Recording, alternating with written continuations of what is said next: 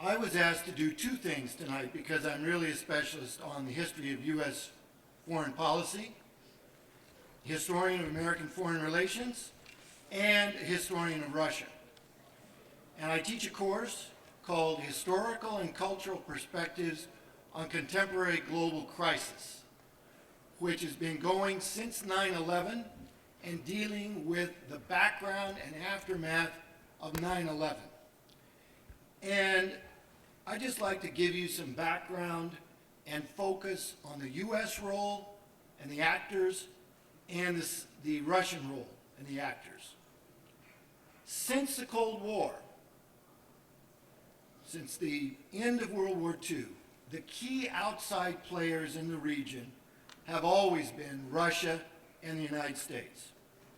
Russia backing Syria, United States trying to protect Israel and support friendly regimes throughout the area: Saudi Arabia, Egypt, Jordan.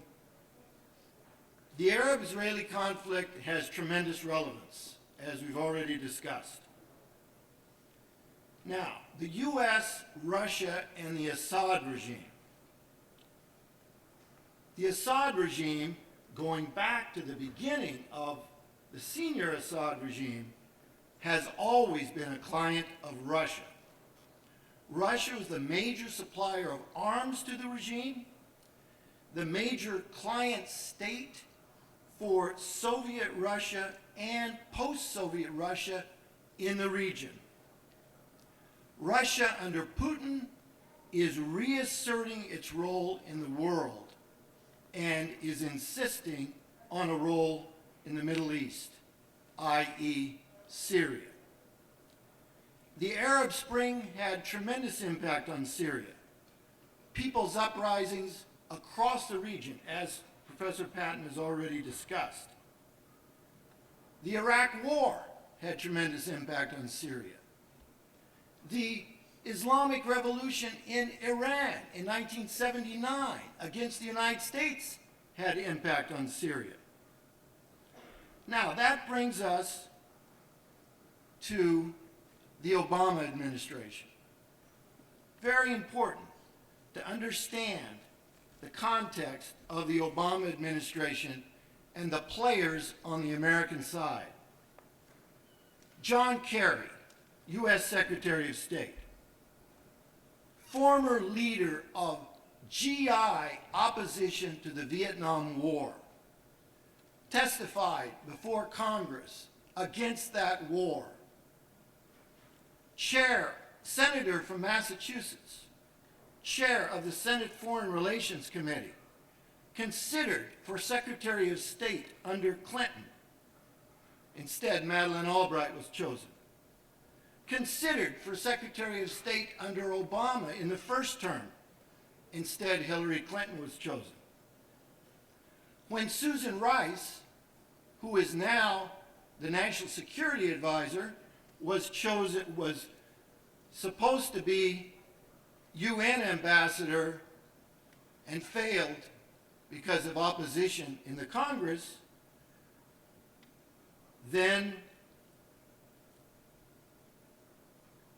Obama turned to John Kerry in the second term as Secretary of State. Who's the ambassador to the United Nations of the United States? None other than Samantha Power, the author of America in the Age of Genocide, A Problem from Hell. She is a specialist on intervention to protect. She's a reporter on the ground in Bosnia.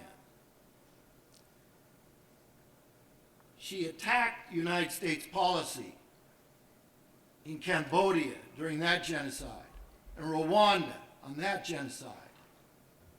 And she advocated intervention to protect the people of Syria. When it became clear that chemical weapons were involved, she had written and protested Saddam Hussein's use of chemical weapons in the Iraq War. And she persuaded President Obama after he saw the images of children being gassed in Syria, that we should intervene against chemical weapons as being weapons of mass destruction.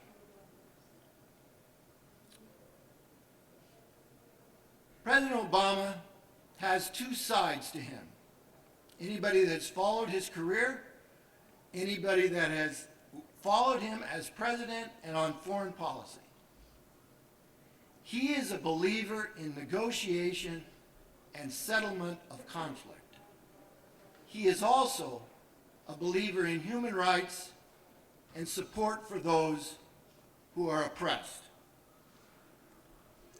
We shouldn't forget about Chuck Hagel. Chuck Hagel is U.S. Secretary of Defense, a Vietnam War veteran. He knows what war is like, and he is not always in favor of it because he sees the people that have to fight the war. Now, let's turn to Russia. Russia under Putin. But most importantly, who is Russia's foreign minister? Sergei Lavrov. Sergei Lavrov is a survivor. He is the most experienced foreign minister in the world. He worked in the Soviet foreign ministry under then Foreign Minister Andrei Gromyko. He was Russian ambassador to the United Nations in the immediate post-Soviet period, and he has spoken at Fairfield University. I brought him here in 1993. Lavrov understands that Russia's interest in Syria has to be protected. He also understands and supports United Nations and the Security Council, where Russia has membership. So, of course, he's in favor of saving the Assad regime and Russia's interests. But Russia's interests are not advanced by a division of Syria, the way Israel's are. They're not advanced by having chemical weapons there because Russia has signed the Chemical Weapons Treaty, which it took the United States forever to sign, and the United States has still not ratified. Russia has. Russia has worked with the U.S. Defense Department to destroy nuclear weapons in Ukraine, in Kazakhstan, and elsewhere.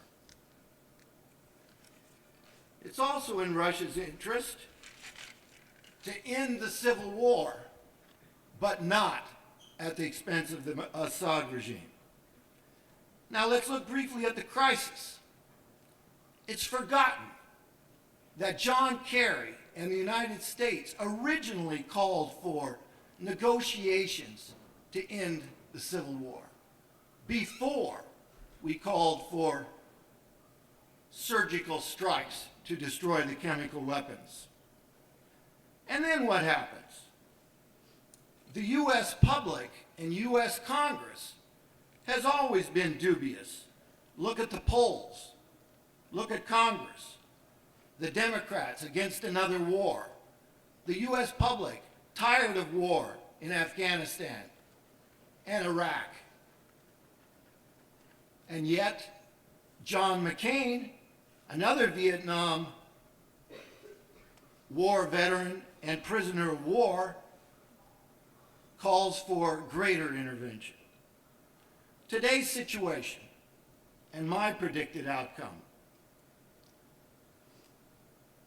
We forget that chemical weapons capability of the Assad regime to produce more chemical weapons has been destroyed by the United Nations team that won the Nobel Peace Prize for all the years of work since 1907 in destroying chemical weapons since World War I. The Civil War negotiations are apparently going to resume in Geneva. The opposition to Assad has gotten augmented by all kinds of outside fighters, as Professor Marsan Sackley has told you, including the revival of Al-Qaeda in Iraq is now all over Syria. And yes, there are Chechen fighters there. Russia understands, because of the bombings in Moscow and all kinds of places, what terrorism means. So does the United States. So, I think ultimately there will be a settlement and the Assad regime will survive.